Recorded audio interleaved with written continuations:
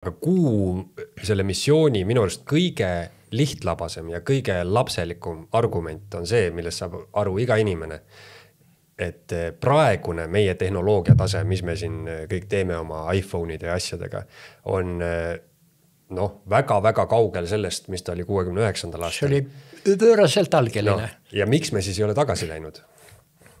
See on see põhiargument, et see tundub mulle, loogika järgi võiks meil kuul juba olla siis igasugused baasid, kui me juba nii ammu saime mehe sinna pandud, on ju, et siis kõik ju areneb järjest, on ju, et nüüd siis saaks panna sinna midagi hoopis suuremat. Aga mul on olemas video, mis on tehtud Ameerika Ühendriikides. Üks väike tütarlaps esitab Aldrinile küsimuse, selle sama küsimuse, miks te uuesti ei ole läinud? Ja Aldrini vastus oli järgmine, aga me ei ole kuul kunagi käinud. Ja see on filmitud. Seda ei saa tagasi võtta.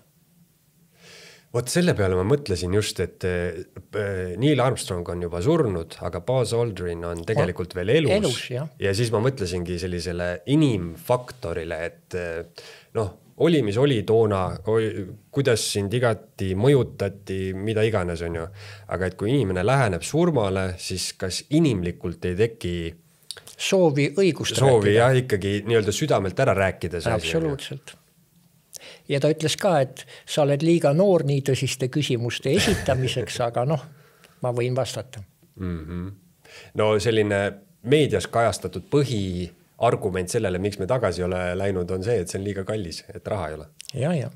Seda me oleme väga tihti kuulnud. Miks siis üldse minna niisugustesse kohtadesse, kus on vaja hästi palju raha välja panna, kui meil on maa peal kohutavalt tähtsaid projekte lõpetamata või neid oleks vaja teha, sest raha ei ole. Eesti esu.